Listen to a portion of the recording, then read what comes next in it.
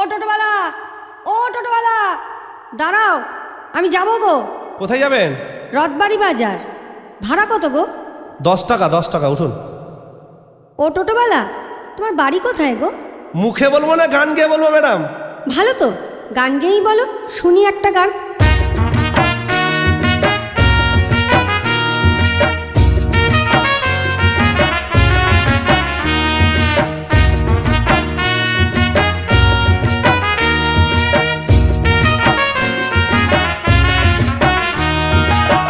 আমি এক টোটোওয়ালা থাকি গো মালদায়, সারাদিন টোটো চালাই পেটেরই জ্বালাই।